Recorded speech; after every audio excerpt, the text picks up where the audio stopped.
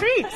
I don't know about that. My dog, as soon as I open the door, he like tries to bolt. Yeah. Oh man, what a disaster. Hopefully your animals aren't trying to bolt on out, and you probably won't either, considering it is going to be fairly nice here. We'll notice those temperatures starting to climb at least for one more day, and then a little bit of a cool down. So something in store for everyone who likes it warm and who likes it cool. Right now, a live look from our SDCCU.com tower cam, as it is in North Park, and you can see a lot of those clouds as a result. With that, temperatures actually are slightly cooler than where we were just 24 hours ago. We'll flip the switch though for you tomorrow. About 4 degrees cooler into Palomar, 3 degrees cooler in Encinitas. That's the same for you into downtown San Diego. That puts our values into the 60s, only 68 degrees into San Diego, whereas it's 70 in Mira Mesa, 72 Chula Vista, and the 80s though out over toward the mountain communities. The most warm air is coming to the mountain and deserts for tomorrow, although everyone is going to start to feel a little change for you. A broad look at what's happening across the nation. Look at the tremendous amount of rain heading through Florida. Obviously, that's as a result of Colin, but the spin and circulation still off the coast there, close to New Jersey.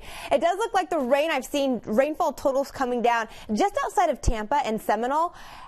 17.5 inches, and a flood watch continues through Wednesday night. They could see another 1 to 3 inches anywhere from Tampa stretching all the way out over toward Orlando. There's also some more moisture headed a little bit closer to your friends into Mexico. This from Tropical Depression 1E. Very ragged though. In fact, it's really hard to see any circulation. So the forecast plot here, it looks like it could fall apart or maybe really disintegrate right as it makes landfall sometime. It looks like Tuesday night at around 11 o'clock, but still forecasting to bring the southern Pacific coast of Mexico anywhere from around 1 to 3 inches of rain. Isolated amounts, though, up to 12 inches, depending on where they just sort of get that flow coming down from the mountains. 7-day forecast, 71 degrees for the next 2 days. A little bit of cloud coverage for you. Inland areas 83, then 82, falling down into the 70s by the weekend. Mountain communities, the upper 80s tomorrow, also falling to the lower 70s by Saturday. The deserts, the triple digits, and you are welcome back into the 90s as you head into the weekend. Let's look at your 7-day forecast. Over to you, Laura.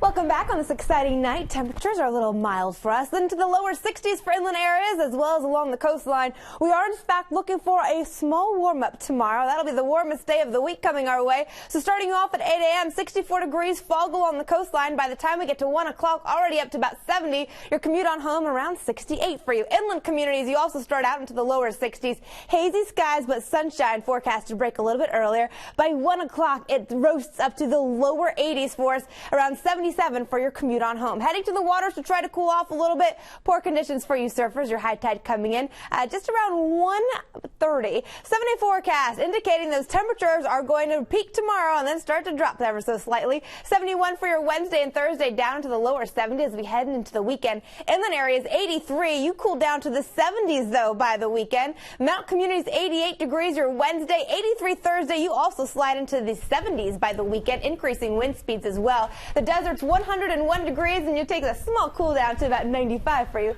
by the time we get to Friday. Let's look at your 7-day forecast. Thank you.